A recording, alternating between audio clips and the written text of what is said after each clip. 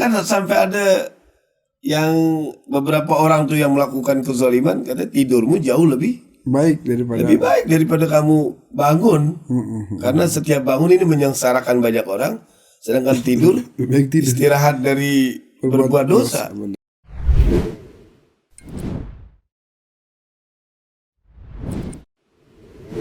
Bismillahirrahmanirrahim. Assalamualaikum warahmatullahi wabarakatuh. Pemirsa We Talk yang dimuliakan oleh Allah, apa kabar semuanya? Mudah-mudahan dalam keadaan sehat walafiat. Kembali berjumpa dalam program We Talk, yaitu di sini kita membahas berbagai macam jenis pembahasan-pembahasan yang pastinya akan memberikan pencerahan, manfaat buat kita semuanya. Kita sapa guru kita Habib Haikal bin Husain Al-Idrus. Assalamualaikum warahmatullahi wabarakatuh. Waalaikumsalam warahmatullahi wabarakatuh.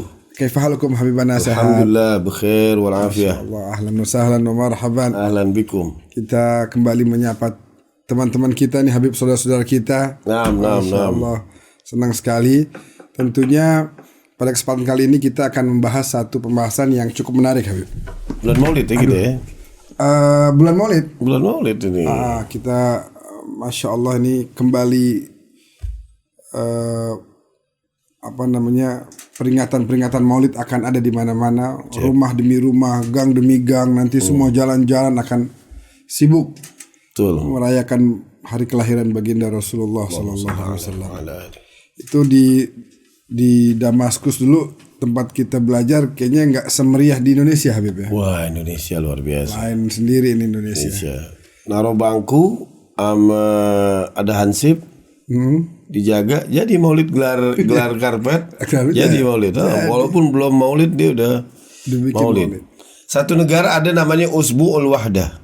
Jadi dari tanggal, karena ada beberapa pendapat, ada yang Nabi bilang lahir 12 Rabiul Awal, ada yang 17 Rabiul Awal. Usbu'ul Wahdah, saking mau bersatu dari tanggal 12 sampai tanggal 17 diadain Maulid terus. Di Indonesia lebih dari Usbu'ul Wahdah. Syahrul Wahdah kali. Amul Wahdah. Jadi kapan aja bulan Maulid. Iya. Rabiul Awal, Rabiul Tsani, Jumadil Awal, Jumadil Tsani, Rajab, Syaban, begitu. Isra Mi'raj digabung, peringatan Isra Mi'raj dan Maulid Nabi. Bacanya Maulid juga. Nanti Ramadan ada lagi kita Syawal, baca Maulid juga. Subhanallah. Jadi kita bersyukur bahwa Wali Songo dan para pembawa Islam ke negeri ini berhasil menanamkan kecintaan kepada baginda Nabi Sallallahu Alaihi Wasallam. Maka dari itu hari ini kita akan bahas, Habib, satu judul yang menarik. Nabi itu kan maksum. Nabi itu suci, terjaga ya? Nah, ini takdir dari Allah kah atau ikhtiarnya Nabi?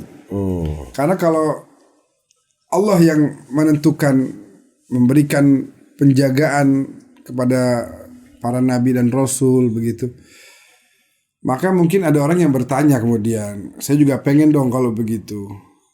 Jadi orang yang dijaga oleh Allah sehingga saya terjaga dari perbuatan maksiat begitu. Nah, coba kita pengen dapat pemahaman tentang bagaimana kemaksumannya para nabi dan rasul, Habib. Fadhal. Bismillahirrahmanirrahim.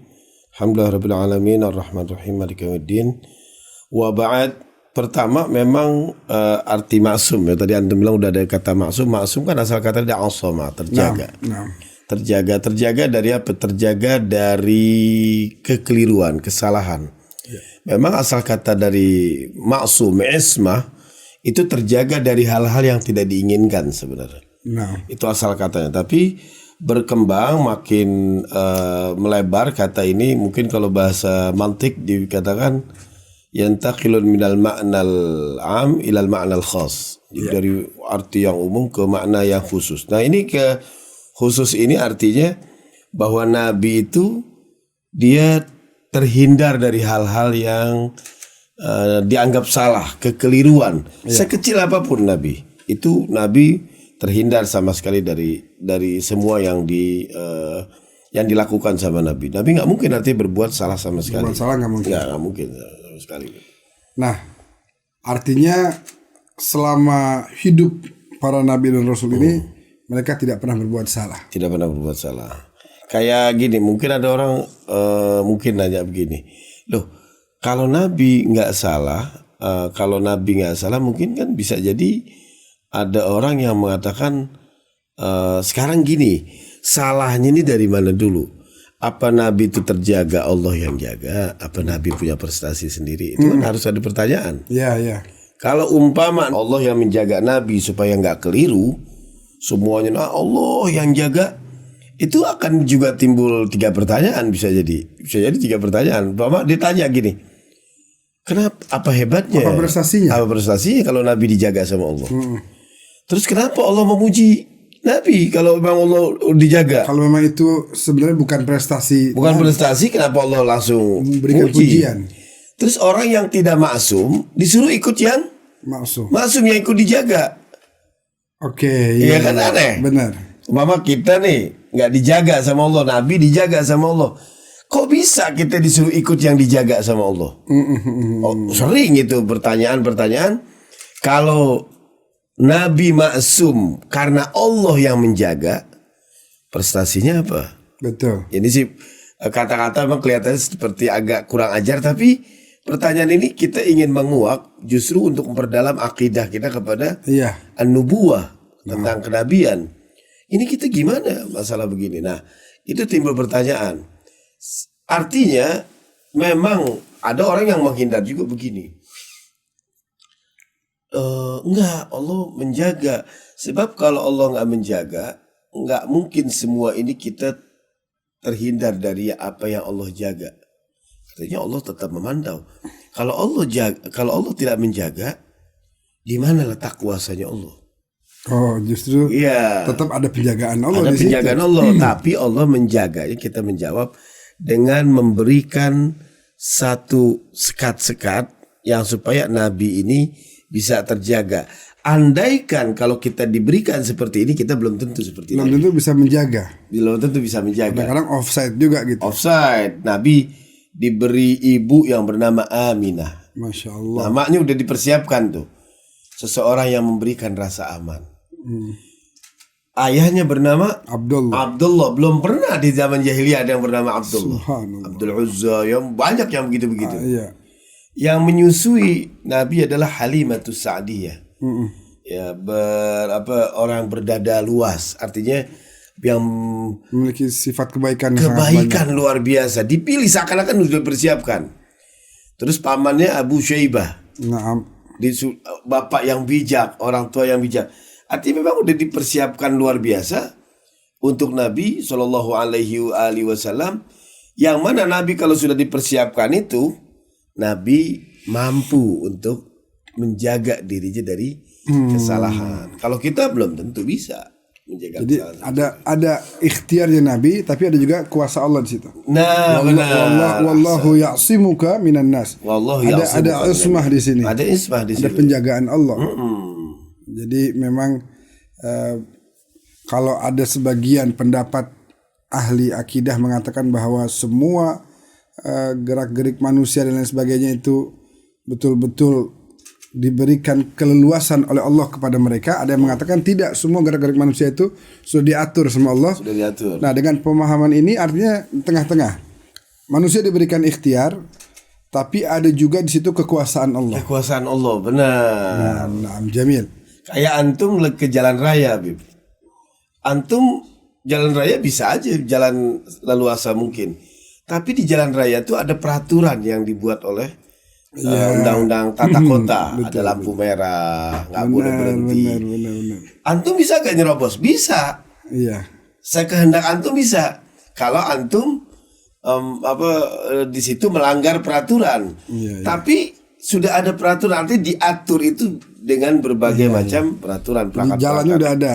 Kalau kita keluar ya bisa jadi jatuh ke jurang atau lain sebagainya. Itu sebagai bentuk kuasa Allah. Aturannya udah ada. Tapi kita diberikan ikhtiar di situ. Diberikan ikhtiar. Subhanallah. Nah, sekarang mungkin nggak Nabi atau Rasul yang diutus oleh Allah itu bersifat tidak suci atau tidak terjaga? Secara akal diterima apa nggak tuh kayak begitu, Habib? Kalau secara akal dia berbuat salah, itu kita tidak bisa diterima sama sekali. Karena apa? Maaf, naudzubillah min dzalik. Kalau kita mengatakan bahwa Nabi itu masih mungkin melakukan kekeliruan, kita berarti otomatis akan mengatakan ya mengutusnya lah yang keliru. Anjir. Iya, umpama Bib ada tim sepak bola, ini masih ada kesalahan, nendangnya masih belum benar, yang ini masih keliru. Yang satu tim udah siap, Iya. udah nggak mungkin keliru dan udah beberapa kali memenangkan pertandingan. Oke. Ketika ada pertandingan, kita ngutus yang masih keliru, Iya. yang masih ada salah. Nggak bisa. Ketika mengalami kekalahan, yang salah siapa? Yang ngutus. Yang ngutus. Walillahil masallu ala Iya, itu sebagai litakrim. dihindari. Nah begitu juga ketika Nabi ada kekeliruan, ya khawatir orang akan mengatakan ya mengutus yang salah. Oh. Oleh karena itu diutuslah seseorang yang bisa dipercaya, yang bisa menjaga dirinya terhindar dari kekeliruan. Jamil. Ya gitu. Dan itu kan akan ditugaskan oleh Allah untuk memberikan risalah dan menjadi contoh. Uswatun hasanah. Mana? Nanti kalau suatu saat Nabi berbuat salah, bisa jadi nanti kita akan tuntut Allah di hari kiamat, di hari hisab nanti, yaumul hisab. Ya Allah, kenapa engkau nuntut kesalahan saya? Sedangkan Nabi yang kau utus menjadi contoh buat saya aja itu juga berbuat salah gitu.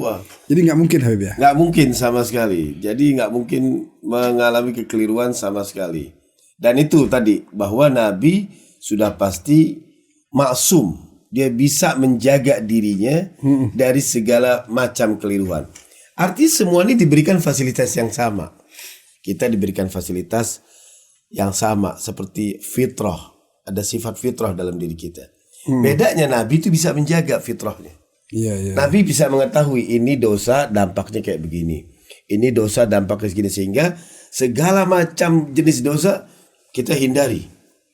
Ini perkataan Nabi, artinya Nabi menghindari segala macam jenis dosa karena Nabi tahu ini dampaknya akan begini-begini. Kalau kita mengabaikan, sehingga ketika melakukan dosa kita tercebur di situ dan makin lama sifat fitrah kita itu terkikis. Okay. Fitrah yang terjaga itu disebut dengan maksum, sedangkan fitrah yang ternodai itu disebut dengan adzunub atau dosa. Pelan-pelan kita melakukan kesalahan. Seperti contoh gini, Bib. Ada orang dikasih masuk ruangan tuh, kayak dulu kayak di TV itu suka ada acara game tuh, di dalamnya ada jurang, ada monster, ada apa yang suka dibuat di Jepang tuh. Masing-masing umpama dikasih peta, nih petanya, berarti udah dikasih tahu tuh ruangan ini ada zombie, yang satu ada lubangnya, yang satu ada jurang, yang satu ada ranjau. Nah kita bisa lihat ada dua orang, yang satu baca, perhatiin, oh ditandain, ini nih. Oh yang ini nih. Yang satu dikasih peta, diamin aja. Ketika tank masuk, kita udah bisa memperkirakan yang selamat yang mana? Yang udah mempersiapkan. Yang mempersiapkan, yang menjaga, yang ini, yang jangan sampai keliru. Sedangkan yang tidak, kita bisa memperkirakan dia pasti akan celaka. Begitu juga ketika Nabi dikasih fitrah, Nabi jaga betul fitrahnya sehingga ini nggak boleh disentuh. Oh ini nggak boleh kita melakukan ini. Ini kita akan mengatakan ini yang selamat. Iya.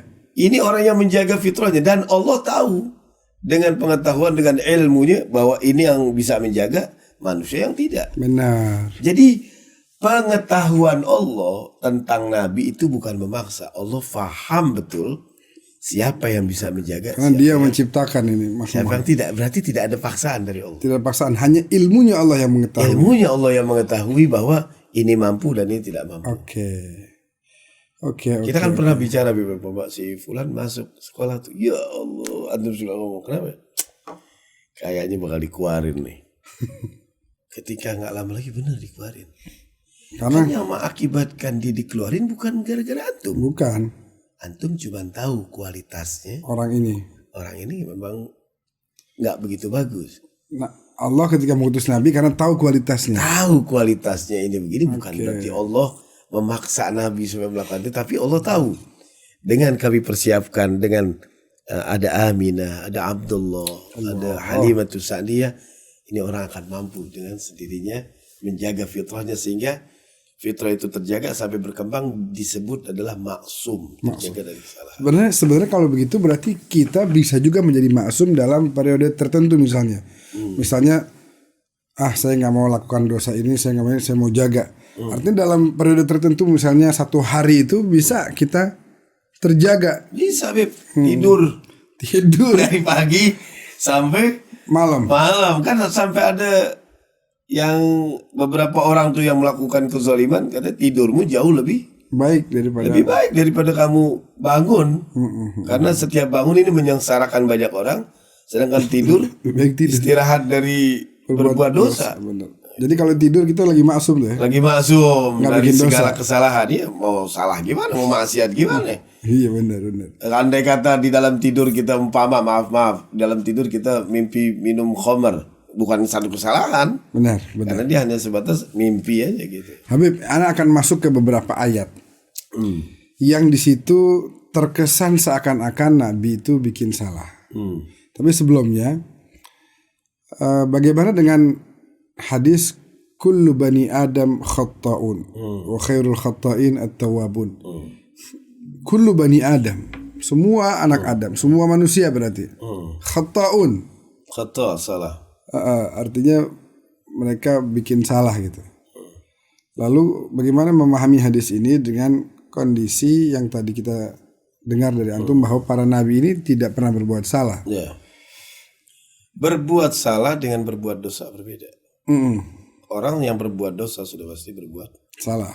Sedangkan orang yang berbuat salah belum tentu dosa. Oke. Ada juga yang mendukung seperti begini. Nabi, kalau kita pakai pendapat itu, Nabi ini mengalami kekeliruan itu dalam tahap kenabian. Nanti insya Allah bisa sebentar lagi bisa Anda rinci. Iya. Tapi bukan pada level kita. Contoh begini. Mungkin Anda pernah dengar istilah hasanatul abrar, sayyiatul muqarrabin. Kebaikannya orang-orang yang baik, tapi itu buruk bagi orang-orang yang dekat dekat sama Allah.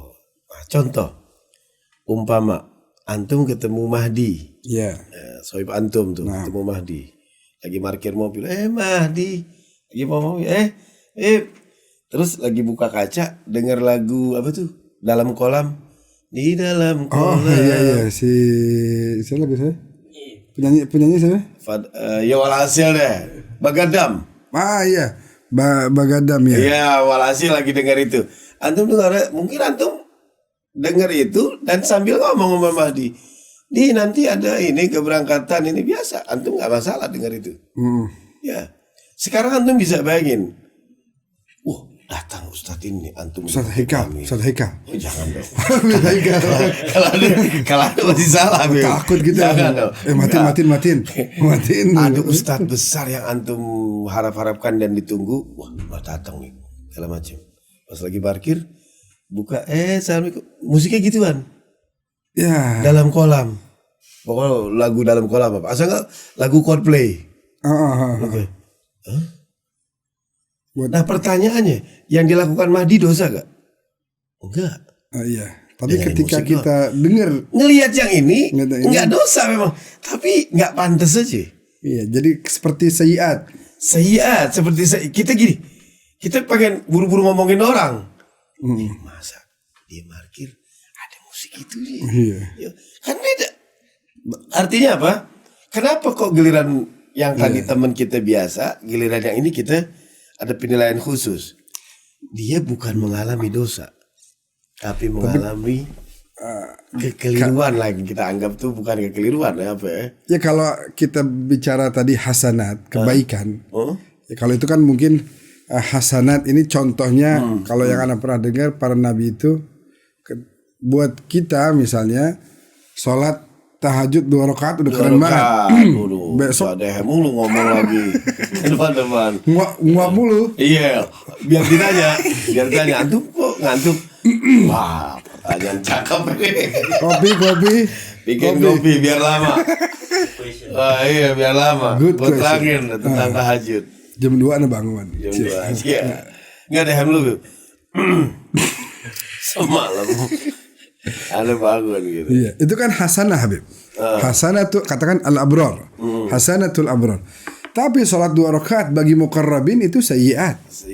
La yaliq bi jalalatillah tabaraka wa taala. Allahu akbar. Enggak layak kok saya salat 2 rakaat. Ini perbuatan buruk. Nggak pantas Allah diberikan hanya 2 rakaat. Oh, iya benar. Iya, seperti saya. Kalau kita prestasi. Buat kita kan dah hemo. Waduh, ya miring-miring gitu. Udah ditanya. Ada sholat malam nih, Ben. Sholat malam umpama. Ada yang ronda nih. Tung. Ini rumahnya Bepekel ya. Oh, kita lagi sholat depan nih. Oh, dia mah sering biasanya suka belum tidur nih baca ini. Oh, dia mah kebluk. Gini hari mah tidur deh. Kata yang temannya. Iya kan temennya. Wah, nggak mungkin dia mah gini hari mah tidur. Kadang-kadang sholat subuh juga kesiangan. Waduh. Itu bisa kencangin suara tuh. Bismillahirrahmanirrahim. Menunjukkan ada salat tahajud. Iya benar. Nggak rela. Itu kan kepancing tandanya. Benar. Nah ini beda kalau mukarrabin itu sayyiat. Sholat 2 rakaat yang itu merupakan hasanah buat mereka itu sayyiat. Nah, ahsan tuh. Hakadha. Oh, hakadha. Makanya mereka selalu mengistighfari amal mereka yang kemarin yang mereka anggap itu bukan salah, tapi kurang. Gitu, kurang. Ini enggak saya buat dia ya salah tentunya. Ini salah kok saya gitu. Allah kasih waktu saya sekian kok saya cuma pakai hanya subhanallah. Jadi Anda pernah dengar maksudnya ke situ dia. Ada iblis yang kapok godain ulama untuk bangun untuk tidak sholat tahajud. Karena apa? Karena setelah digoda dia nggak sholat tahajud, besoknya yang kayak tadi nyesel, dia lakukan berlipat-lipat pahala. Dia kodok nih. Dia kodokan, puasa, dia zikir, dia wirid, kata iblis. Ya. Aneh ganggu sekali. Tahu gini kan nggak ganggu. Oh dia di kodoknya luar biasa gitu. Ajib, azim. Jadi itu makna dari khata atau mungkin bisa juga likulli qaidah mustathnayat. Mungkin para anbiya ini mustathna dari kaidah ini bahwa mereka tidak pernah berbuat salah. Mereka adalah hujjahnya Allah kepada seluruh makhluknya bahwa ini Allah telah mengutus yang menjadikan contoh untuk kalian sehingga kita sebagai makhluk-makhluk Allah tidak ada lagi alasan bahwa ya Allah ini udah ada tuh Nabi. Bisa lihat cermin kan dengan jelas-jelasan mengatakan laqad kana lakum fi rasulillahi uswatun hasanah. Anak ingat dulu ceramah antum. Banyak anak ingat. Ya Allah. Di antaranya itu kan Nabi. Loh, justru Nabi kan dikirim buat jadi contoh. Jadi kalau Nabi itu gini, orang nggak boleh ngomong itu kan Nabi. Kita kan justru Nabi dijadiin contoh, diturunkan untuk dijadikan contoh. Kita. Baik Habib, kita masuk ke ini ya. Beberapa ayat Habib. Di antaranya tafsiran tentang ayat Abasa wa tawalla. Sebagian ahli tafsir mengatakan bahwa Nabi bermuka masam. Ini kan kalau kita terima ya tafsir ini berarti ini kan menyatakan bahwa Nabi berbuat salah, sesuatu yang kita pun melihatnya itu salah. Kok Nabi bermuka masam gitu? Uswatun hasanah tapi bermuka masam gimana? Nah itu menurut antum tafsirannya seperti apa? Kita karena kita ini masih level belum ulama, kita harus memperkenalkan dua pendapat aja. Ubaru. Iya, ubaru bukan ulama. Jadi kita memperkenalkan 2 pendapat saja. Kalau pendapat yang mengatakan umpama itu dilakukan sama Nabi, ya umpama itu dilakukan sama Nabi, tadi yang kita bahas tadi, ini hasanatul abrar sayyiatul muqarrabin. Nabi sangat manusiawi. Kalau umpama nih kita pinjam pendapat yang ini Nabi yang melakukan, sangat manusiawi ketika umpama ada datang orang Abdullah bin Umi Maktum, orang yang buta datang dan dia tidak tahu menahu Nabi sedang mengajar, tiba-tiba alimni dinal Islam, ajarkan aku. Nabi hanya menghela nafas, kepotong omongannya. Itu bagi Allah sudah satu hal yang tadi perlu untuk ditegur. Dianggap salah, bukan dianggap salah ya, perlu ditegur artinya. Bukan melakukan dosa. Perlu ditegur. Kayak Nabi Adam aja doanya Rabbana zolamna anfusana. Padahal bagi kita itu bukan menzolimi sama sekali. Nah ini persis Nabi ketika melihat gini, narik nafas gini, Allah menegur, abasa wa tawalla. Gak boleh sebenarnya begini. Untuk Nabi, untuk selevel Nabi. Nah itu tidak diperbolehkan karena Abdullah bin Maktum datang, dia juga bisa jadi mau ikut pengajian di situ. Andaikan kita memakai pendapat yang kedua, bahwasanya itu bukan Nabi, sah saja bisa jadi. Kita hanya memperkenalkan pendapat itu bahwa ayat ini turun abasa wa tawalla. Kalau diturunkan kepada Nabi abasta wa tawallaita. Iya. Dhamirnya mukhatab. Dhamirnya bukan bukan huwa. Tapi anta. Ya, kayak ana lagi nanya, Bib, afwan, dompet ana mana Bib? Antum masih ikut nyari. Iya. Itu kali saat ini, Bib, di ini. Karena ngomongin ke ana. Dan ana nanya, dompet ana mana nih? Tapi ketika ana nanya, Bib, antum ngambil dompet ana? Pasti beda lagi, bukannya yuk ana cari, enggak. Antum kok nuduh ana? Iya. Nah ini Allah berbicara ke Nabi, abasa wa tawalla. Ada yang bermuka masam. Anja'ahul a'ma. Dan berpaling, anja'ahu Al-a'ma. al-a'ma. Berarti apa? Ada yang bermuka masam dan ada yang datang ke dia dan dia bermuka masam. iya bermuka masam. Selesai. Jadi bukan Nabi. Terus yang berikutnya Nabi itu juga kan Al-Quran. Yamshi baina qadamaihi. Al-Quran yang berjalan dengan kedua kakinya. Iya. Sedangkan Al-Quran la ya'tihil batil min baini yadayhi. Gak mungkin Al-Quran jadi salah. Nah setiap perbuatan Nabi yang berikut yang ketiga adalah Nabi perbuatannya selalu diukur dengan hal-hal yang kebaikan. Ada yang mengatakan sunnah. Masa kita jadi bermuka masam kepada orang buta? Ya nggak mungkin lah. Nggak mungkin. Perbuatan Nabi kan semua jadi sunnah ya. Lagi manfaatnya apa Nabi bermuka masam sama orang buta? Dia nggak ngelihat. Kalau kita bermuka masam, dia nggak ngelihat. Manfaatnya apa? Ya Allah. Dosa iya, manfaat nggak? Nah ini sebagai bukti ada teguran dari beberapa yang hadir dalam majelis Nabi ketika datang. Ya wajar aja ini orang merasa terganggu, jangan. Ini kok datang gini. Nah yang ditegur orang itu. Gitu kayak maksudnya. Kalau kita lihat syairnya Hasan bin Thabit, kayaknya nggak mungkin wajah Nabi itu bermuka masam, wajah yang penuh dengan keindahan. Wa ahsanu minka lam tara qattu aini wa ajmalu minka lam talid nisa'u khuliqta mubarra'an min kulli aibin ka'annaka qad khuliqta kama tasha'u. Kayak boleh mesen. Khalqan wa khuluqan, fisik maupun akhlaknya Nabi tidak ada celah sedikit pun. Semuanya indah, semuanya baik, semuanya mulia. Kan kita sering baca tuh apa? Asyraqal badru alaina fakhtafat minhul buduru mithla husnik ma ra'aina qattu ya wajha surur. Wajahnya Nabi senang terus. Kok bermuka masam? Wajah surur. Wajah yang menyenangkan. Mungkin Anda sedikit mencoba menambahkan Habib kalau boleh. Ada beberapa ayat yang Masya Allah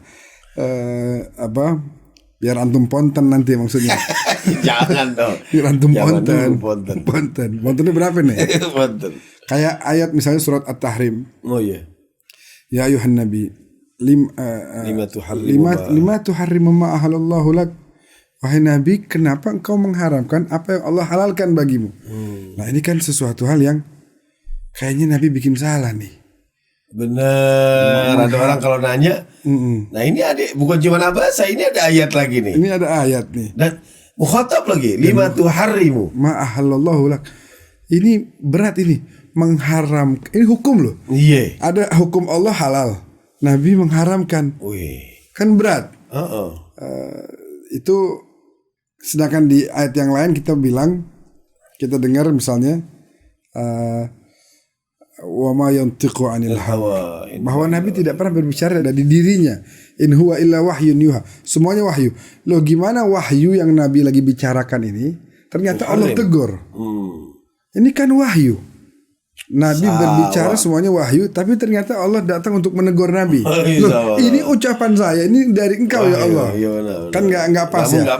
Sehingga para ulama kemudian yang betul-betul memahami ayat ini dengan baik dan benar, karena sebagian menyatakan bahwa Nabi salah. Nabi salah dan Nabi bayar kafarah saat itu. Allah. Iya, itu benar, cukup ada pendapat itu, tapi ada juga pendapat Pernah kalau baca pernah. Ada juga pendapat yang bagaimana caranya menjaga, mentakwil sedemikian rupa jangan sampai Nabi ternodai kesuciannya. Sehingga ulama ini mengatakan bahwa ada kaidah dalam bahasa Arab, iyyaki a'ni wasma'i ya jarah. Jadi sebenarnya kondisi waktu itu ada buat kamu tapi tetangga ini suruh dengar ini sebelahnya. ngomong ke antum, tapi arahnya anak sebenarnya ke sebelah antum nih biar dia dengar. Waktu itu Nabi ada satu hal yang terjadi di rumah beliau sehingga membuat Nabi saat itu mengikuti salah satu pendapat yang mengatakan bahwa udah kamu jangan begini-begini lagi gitu wahai Nabi. Akhirnya saat itu Allah tegur, wahai Nabi, kenapa engkau tidak mau melakukan sesuatu yang aku halalkan? Jadi sebenarnya teguran ini kepada yang mencoba untuk mempengaruhi Nabi di sini. Tapi sebenarnya karena ini bahasa Arab balaghahnya luar biasa dan adab serta akhlaknya itu sangat luhur, sehingga cara negornya pun seakan-akan Nabi yang ditegur. Betul. Kalau Nabi ini udah paham lah Allah. Khawatir yang ini masih belum paham. Belum. Seperti ayat ini dalam salah satu peperangan, afallahu anka lima adzinta lahum. Negornya itu mau negor bilang lu begitu, afallahu anka. Jadi sebenarnya nggak ada kesalahan di situ. Lima adzinta lahum, kenapa engkau izinkan mereka nggak mau ikut berperang? Sehingga di situ membuat orang-orang yang minta izin ini merasa bersalah. Ya, Nabi aja yang ngizinin disalahin, apalagi saya yang minta izin nih. Benar, gitu. Benar. Karena arahnya memang ke mereka. Nabi aja yang ngizinin kita untuk tidak ikut perang, ditegur sama Allah. Lalu gimana nasib kita yang tidak ikut? Kita yang minta sama Nabi, Nabi hanya mengiyakan. Jadi sebenarnya cara Allah menegur mereka halus benar. Halus, balaghah luar biasa. Disampaikannya ke Nabi tapi wasma'i ya jarah. Masya Allah. Ada yang mau ditambahkan Habib sebelum kita closing? Ya, tambahannya hanya satu. Mungkin tambahannya adalah bahwa Nabi memang diutus memang dalam keadaan maksum. Nabi betul-betul terjaga dari kekeliruan apapun. Dari sedikit, dari baik kesalahan kecil, apalagi kesalahan besar. Nabi sama sekali tidak pernah melakukan, karena kalau umpama yang diutus itu keliru, otomatis khawatir orang akan mengambil kesimpulan bahwa yang mengutuslah juga salah, keliru dalam mengutus seseorang yang sudah dikatakan keliru di sini. Betul. Nah, jadi betapa banyak upaya-upaya dari orang-orang yang tidak senang kepada Islam untuk menciderai kesucian Nabi. Tapi kita sebagai umatnya harus berdiri tegak sebagaimana dulu para muhajirin dan ansar. Mereka berdiri tegak untuk membela risalah baginda Rasulullah Sallallahu Alaihi Wasallam. Mudah-mudahan kita juga bisa membentengi kemuliaan Nabi. Ada yang mencoba masuk dari orang tuanya, dibilang non muslim.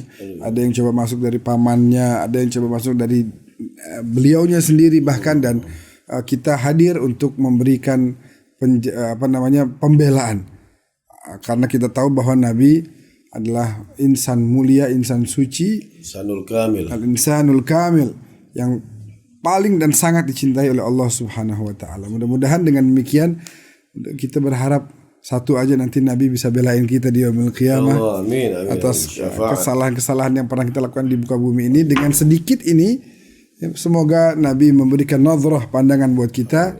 Dan jazakumullah khair jazaa habibana atas apa yang telah antum sampaikan, sangat memberikan pencerahan buat kita semua. Amin. Baik pemirsa yang dimuliakan oleh Allah, terima kasih banyak sudah membersamai kita pada episode kali ini. Mudah-mudahan bisa memberikan manfaat dan menambah kecintaan kita kepada baginda Nabi. Semakin kita cinta akan semakin taat kepada beliau. Baik, terima kasih. Hadanallahu wa iyyakum ajmain. Assalamualaikum warahmatullahi wabarakatuh. Waalaikumsalam warahmatullahi wabarakatuh.